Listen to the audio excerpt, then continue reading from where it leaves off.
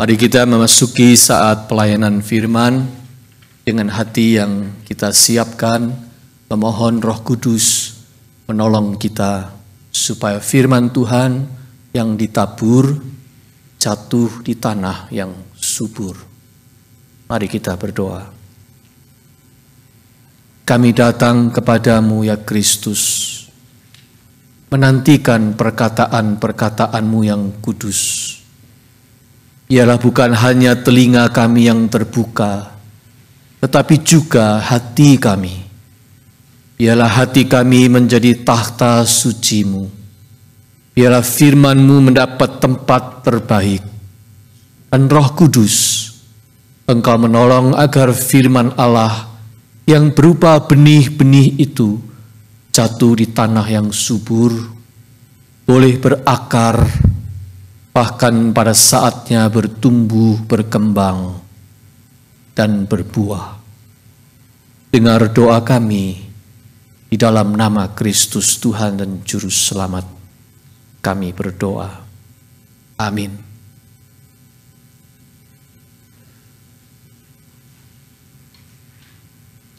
Bacaan Injil pada Minggu Ibadah hari ini, saudara-saudara, diambil dari Injil Matius pasal 15. Kita masih pada bacaan Injil Matius menurut leksionari, Matius 15 ayat 21 hingga 28. Selama pembacaan ini, saya undang jemaat untuk bangkit berdiri.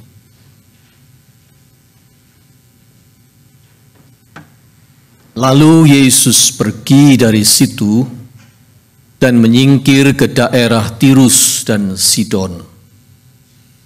Maka datanglah seorang perempuan Kanaan dari daerah itu dan berseru, "Kasihanilah aku ya Tuhan, anak Daud, karena anakku perempuan kerasukan setan dan sangat menderita." Tetapi Yesus sama sekali tidak menjawabnya. Lalu murid-muridnya datang dan meminta kepadanya, "Suruhlah ia pergi. Ia mengikuti kita dengan berteriak-teriak." Jawab Yesus, "Aku diutus hanya kepada domba-domba yang hilang dari umat Israel." Tetapi perempuan itu mendekat dan menyembah Dia sambil berkata, "Tuhan, tolonglah aku." Tetapi Yesus menjawab, "Tidak patut mengambil roti yang disediakan bagi anak-anak dan melemparkannya kepada anjing." Kata perempuan itu, "Benar Tuhan, namun anjing itu makan remah-remah yang jatuh dari meja tuannya." Maka Yesus menjawab dan berkata kepadanya, "Hai ibu, besar imanmu. Maka jadilah kepadamu seperti yang kau kehendaki." Dan seketika itu juga anaknya sembuh. Demikianlah pembacaan Alkitab. Berbahagia kita yang mendengar firman Allah dan memeliharanya. Haleluya. Haleluya. Haleluya, haleluya.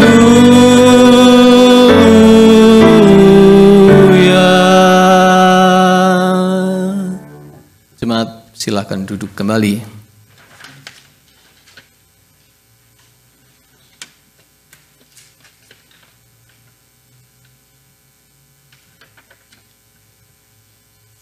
Saudara sekalian, sebagai orang Kristen, kita sangat familiar, sangat biasa dengan kata anugerah, bukan? Grace. Banyak orang Kristen diberi nama Grace. Kita punya satu di sini. Grace. Apalagi sebagai orang Kristen dari aliran Reformed, Presbyterian, kata anugerah itu kalau Anda hadir di kebaktian Presbyterian, hampir pasti kata grace atau anugerah akan terdengar di mimbar-mimbar gereja Presbyterian. Bahkan doa sebelum makan pun di sini disebut say grace. Begitu juga himne gerejawi yang terkenal, Amazing Grace. Begitu dikenal luas di seluruh dunia. Kita sangat biasa dengan kata grace. Tetapi kebanyakan doktrin atau pengajaran Kristen, pengajaran gereja, hanya memahaminya secara terbatas. Yaitu pengertiannya adalah kita ini diselamatkan karena anugerah Tuhan, sola gratia. Bukan karena usaha, bukan karena jasa, bukan karena perbuatan baik kita. Seperti kata Paulus di Efesus 2 ayat 8 yang tadi dibaca. Sebab karena kasih karunia kamu diselamatkan oleh iman, itu bukan hasil usahamu, tetapi God's grace, pemberian Allah. Salvation is freely given by God. It is not something that we earned or worked for. Begitulah pengertian doktrin Kristen yang sangat kuat tentang grace. Tentu saja itu benar, sangat benar. Tetapi saudara-saudara, ada dimensi lain dari anugerah yang tidak kalah pentingnya sebenarnya, tetapi kerap kali dilupakan, yaitu pengertian grace yang di dalamnya mengandung makna berlimpah, kaya, berlebih-lebih, limpah ruah. Pada bagian yang sama di surat Efesus yang tadi kita baca, sebetulnya Paulus juga berkata, tetapi Allah yang kaya dengan rahmat, oleh karena kasih-Nya yang besar, yang dilimpahkannya kepada kita, telah menghidupkan kita bersama-sama dengan Kristus. Itu ayat 4 dan 5. Lalu Efesus 2 ayat yang ke-7, bagian berikutnya lagi, supaya pada masa yang akan datang, Ia menunjukkan kepada kita kekayaan kasih karunia-Nya yang melimpah-limpah sesuai dengan kebaikan-Nya terhadap kita di dalam Kristus Yesus. Jadi sebenarnya Paulus juga menyebutkan dimensi berlimpah ini. Kita sekarang kembali kepada cerita tadi. Mengapa Yesus berkata kepada perempuan Kanaan itu, "Hai ibu, besar imanmu." Ayat 28. "Woman, you have great faith," kata Tuhan. Mengapa? Karena meskipun dia bukan orang Yahudi, dia digolongkan sebagai unclean, najis oleh kaum Farisi. Dialah satu-satunya orang yang menangkap maksud Tuhan Yesus. Dia the only one yang get it. Sementara murid-murid Yesus pun tidak mengerti dan tidak menangkap maksud Tuhan. Yesus datang ke dunia ini memang pertama-tama untuk menyatakan dirinya adalah Mesias kepada orang Yahudi. terlebih dulu. Jewish first, then later to the Gentiles. Tetapi yang namanya kasih yang ada pada Yesus itu memang naturally begitu kaya, meluap-luap. Cinta yang ada pada Yesus pada manusia itu meluap-luap. Dan Anda tahu, sesuatu yang meluap-luap karena berlimpah, itu selalu maunya meleleh keluar, bukan? Kalau sesuatu itu meluap-luap berlimpah, selalu inginnya meleleh keluar, tidak bisa dibendung, tidak bisa tertampung, maunya meluber, mengalir keluar. Begitulah kasih yang ada di dalam hati Yesus. Meluap-luap dan inginnya meluber keluar. Itu sebabnya, meskipun belum waktunya, Yesus tiba-tiba sudah keluar batas wilayah Israel, menyusur perbatasan wilayah orang-orang non-Yahudi, yaitu di daerah Tirus dan Sidon, kata ayat 21.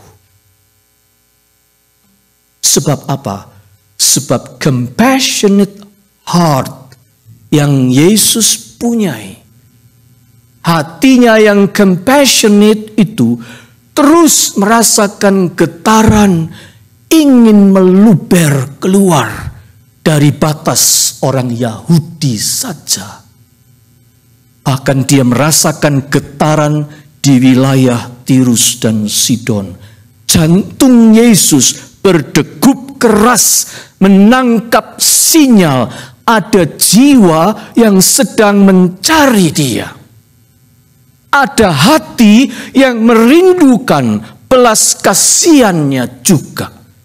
Kasih Yesus sedang mencari celah untuk merembes keluar, meleleh keluar dari batas keyahudian saja. Dan di sisi lain, perempuan Kanaan di wilayah Tirus dan Sidon yang anaknya dirasuk roh jahat itu menangkap gejala melubernya kasih yang ada di hati Yesus itu. Mereka ketemu di satu gelombang yang sama. Yang satu hatinya rindu untuk mengalir, meleleh keluar batas. Yang satu orang di luar batas sedang merindukan lelehan cinta kasih Yesus itu. Ketemu. Itu sebabnya ketika diumpamakan sebagai anjing piaraan, bukan anak-anak, perempuan itu tidak keberatan sama sekali. Malahan dia menggambarkan dirinya sebagai anjing piaraan yang menantikan remah-remah jatuh dari meja tuannya. Kata perempuan itu, benar Tuhan, namun anjing itu makan remah-remah yang jatuh dari meja tuannya. Meja itu berlimpah, oleh karena itu akan tumpah remah-remahnya. Dan saya siap menampung remah-remahnya saja. Itu sudah cukup untuk saya. Perempuan Kanaan itu percaya kasih yang ada pada Yesus berlimpah. Dan limpahannya itu pasti meluber, meleleh jatuh ke bawah, ibarat remah-remah makanan.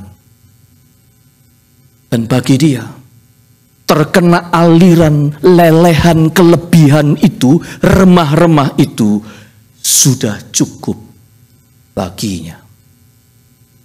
Lelehan dari sebuah kelimpahan pasti sudah banyak. Seperti Anda berdiri di dekat air terjun. pasti basahnya sudah tidak tanggung-tanggung. Sama dengan orang mandi.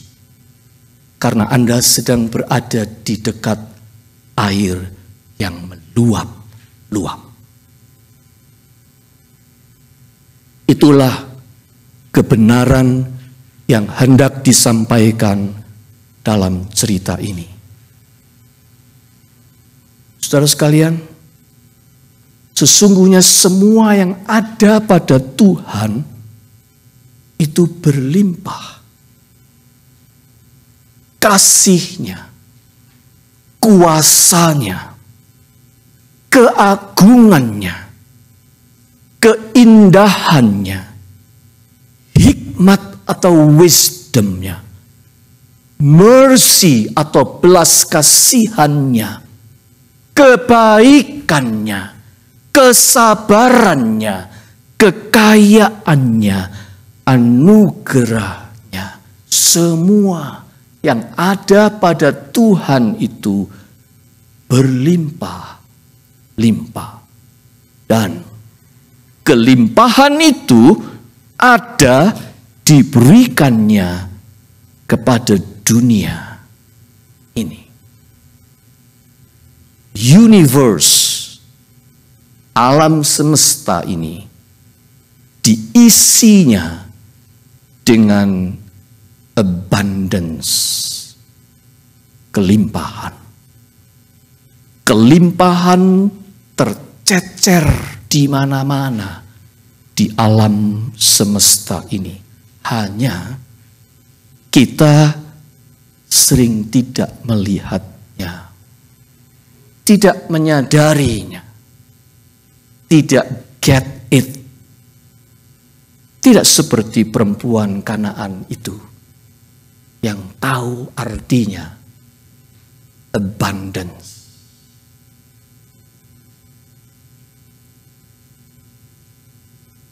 Tidak usah jauh-jauh. Kelimpahan itu ada pada tubuh, badan Anda dan saya sendiri. Kelimpahan yang belum tentu kita tahu atau menyadarinya. Contoh kecil saja, rambut di kepala kita. Anda tahu, kuatnya rambut ini melebihi baja. Satu helai rambut sehat itu bisa menahan beban sampai 100 gram. Satu helai rambut sehat. Rata-rata kepala manusia ditumbuhi berapa helai rambut? 140.000 helai. Rata-rata. Jadi rambut sebanyak itu punya kekuatan menahan beban 14 juta gram alias 14 ton. Amazingly powerful. Anda tahu kalau rambut Anda sekuat itu? Contoh lagi, otak dan syaraf kita.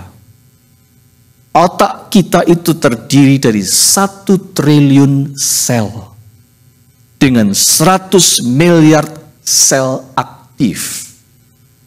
Sel-sel sebanyak itu terhubung dengan seluruh anggota tubuh yang lain melalui saluran syaraf.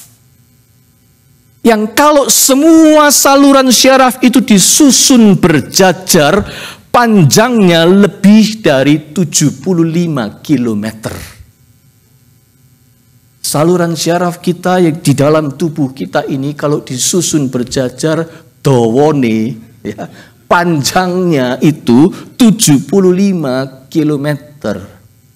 Dan semua informasi dari tubuh kita disampaikan, ditransfer ke otak melalui jalinan syaraf itu dengan kecepatan melebihi mobil balap Formula 1.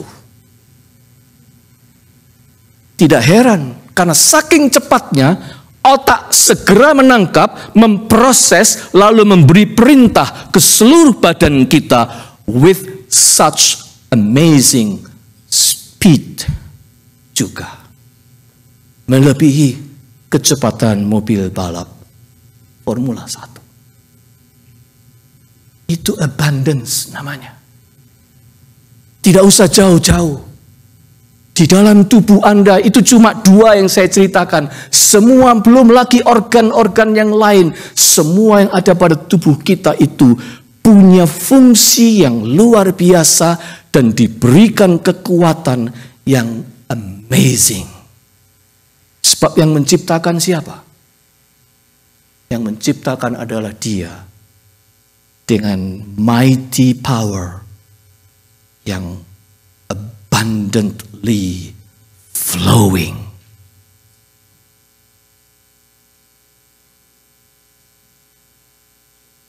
Tumbuh-tumbuhan, hewan-hewan di alam raya itu mengandung limpahan source of healthy nutrition yang tidak habis-habisnya diteliti, ditemukan, dan diproses untuk dimanfaatkan oleh manusia. Apalagi sekarang. Di zaman kesehatan begitu penting. Alam semesta ini dieksplor terus. Untuk orang menemukan kekuatan source of healthy nutrition yang ada pada semua tumbuh-tumbuhan maupun hewan yang bermacam-macam di alam raya ini. Sebab apa? Sebab semua source itu abundantly available. Hanya kita belum tahu. Hanya kita tidak sanggup melihatnya. Kekayaan yang luar biasa itu.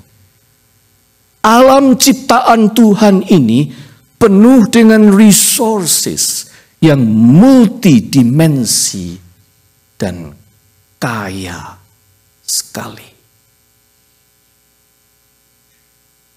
Belum lagi bangsa-bangsa di dunia dengan kekayaan budaya yang mengagumkan. Kalau Anda belajar budaya manusia di seluruh dunia, Anda akan berdecak kagum. Karena menemukan kekayaan kultural yang luar biasa. Indonesia baru merayakan kemerdekaannya di usia ke-78. Apa yang paling menonjol dari Indonesia, saudara-saudara? Salah satunya adalah kekayaan alam dan budayanya. Siapa yang bisa bantah? Indonesia itu maha kaya dengan kekayaan alam dan budaya. Sayang, bertahun-tahun merdeka, kekayaan yang berlimpah itu belum optimal digunakan untuk kepentingan dan kemajuan bangsa dan rakyat Indonesia sendiri. Terlalu banyak digerus korupsi, terlalu banyak diambil oleh manusia-manusia serakah dari dalam dan luar negeri. Sehingga kekayaan itu tidak optimal menjamah bangsa Indonesia. Oh, itu mengingatkan kita pada ucapan Mahatma Gandhi ketika dia berkata begini, "There is enough for everybody's need, not for everybody's greed."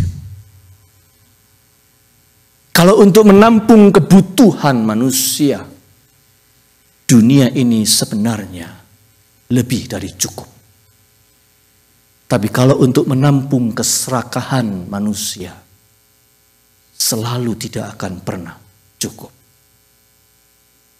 Semoga ke depan abundance yang dianugerahkan Tuhan kepada Indonesia bisa diolah dengan lebih jujur, lebih cerdas, dan lebih adil. Itu doa kita untuk Indonesia di ulang tahunnya yang ke-78 ini. Kembali kepada abundance. Sesungguhnya saudara-saudara, abundance itu ada di mana-mana. Sebab Tuhan yang menciptakan dunia ini maha kaya. Arnold Patent, seorang professional coach dan pengarang buku ternama, berkata begini, abundance is always there. Abundance is always present. But we create limitations. Kelimpahan itu tersedia di mana-mana, tetapi manusialah yang justru membatasinya. Seperti murid-murid yang menolak perempuan asing untuk mendekati Yesus karena dianggap unclean, najis, ada batasnya. Mereka mendirikan tembok batas. Kalau mengikuti pandangan murid-murid, tidak ada harapan sembuh bagi anak perempuan Kanaan itu, bukan? Tapi syukurlah, perempuan Kanaan itu ibunya percaya pada abundance yang ada pada Yesus. Remah-remahnya saja cukup untukku, karena aku tahu kau punya berlimpah, Yesus. Tuhan, tolonglah aku. Itu yang disebut iman oleh Yesus. You have great faith, woman. Saudara sekalian, Tuhan itu mau kita seperti perempuan Kanaan itu. Beriman. Percaya pada kelimpahan yang disediakan Tuhan di mana-mana. Sebab orang yang percaya pada abundance justru akan bersikap rendah hati dan tahu berkata cukup. Remah-remah dari kelimpahan anugerah-Mu sudah cukup bagiku, Tuhan. Kalau itu air terjun deras sekali di dekat Anda, asalkan saya sudah basah, ya sudah. Memangnya mau ambil gentong segede apa buat menampung tumpahan air terjun? Kalau Anda ada di dekat air terjun, Anda mau mengumpulkan air terjun begitu banyak air, ambil gentong sampai semaput Anda akan mengumpulkan, tidak akan berhenti. Oleh karena itu, orang yang tahu akan abundance, ketika dia sendiri tahu dia sudah basah, that's enough.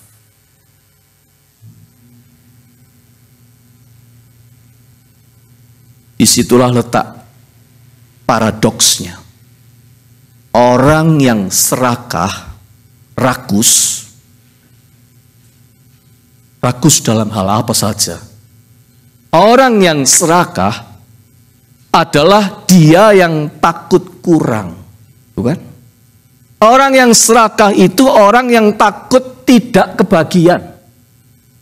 Orang yang takut tidak mendapat bagian, lalu merampas sebanyak-banyaknya lebih dulu, lalu mengambil sepuas-puasnya bagi dirinya sendiri, karena dia takut tidak kebagian.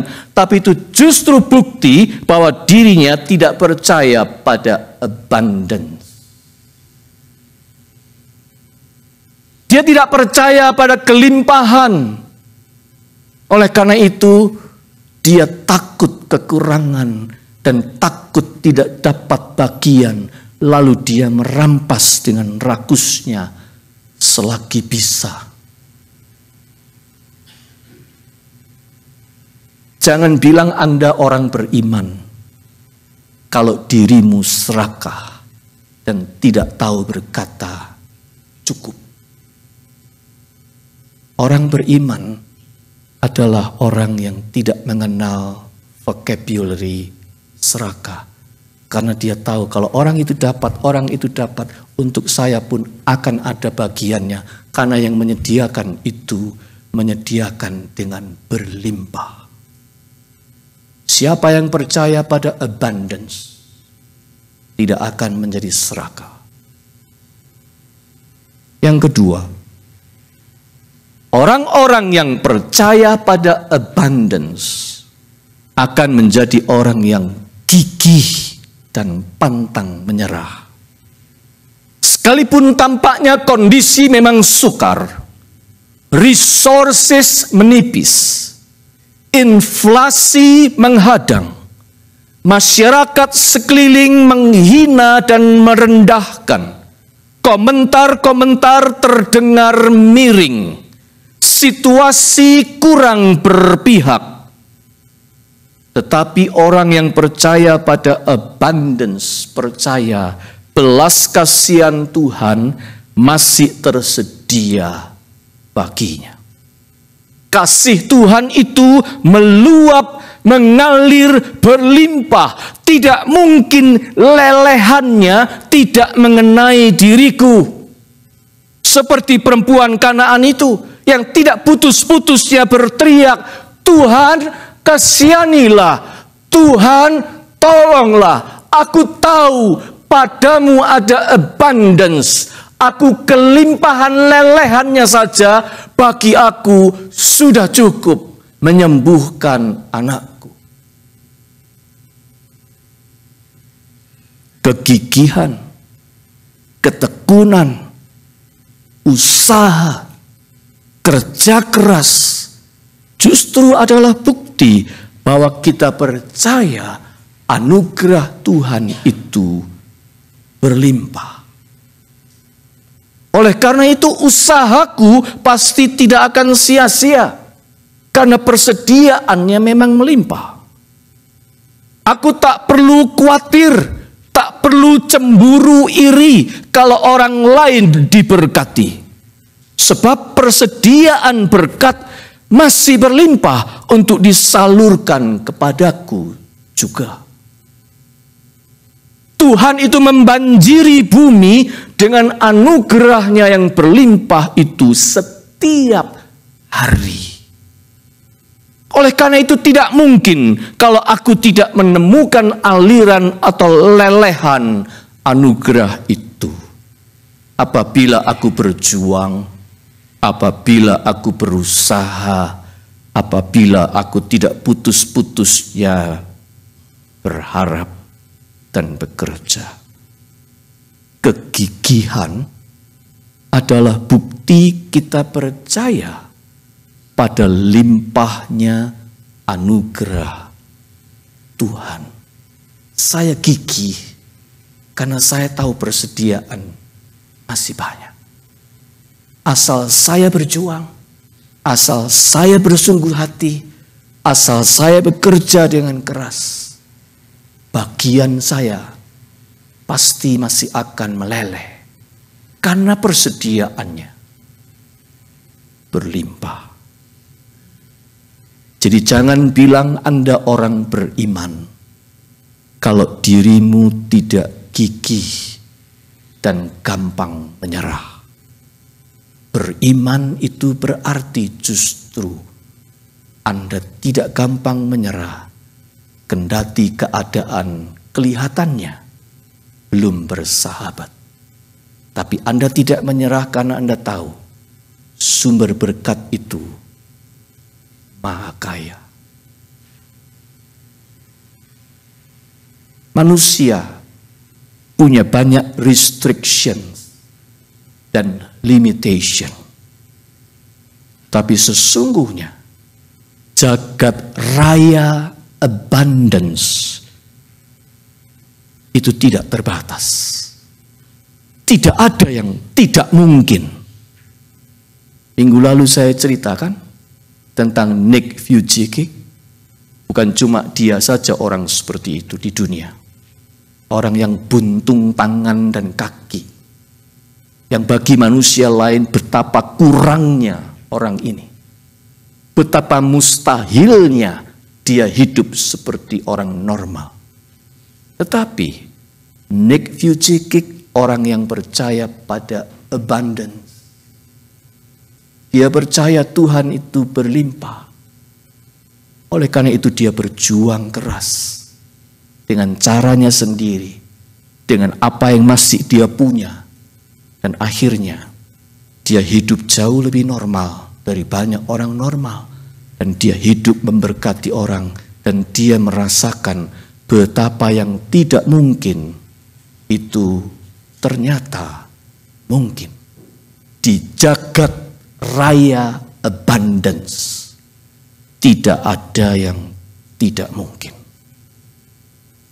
Kita hanya harus membuka hati, membuka pikiran kita untuk mempercayainya. Mempercayai Tuhan dan abundance yang Dia sediakan. Menghidupi keyakinan itu. Mengalami lelehan anugerahnya setiap hari, day by day. Sebab Tuhan Yesus itu berjanji di dalam Injil Yohanes pasal 10. Dia berkata begini, Aku datang supaya kamu mempunyai hidup dan mempunyainya dalam segala kelimpahan. Amin.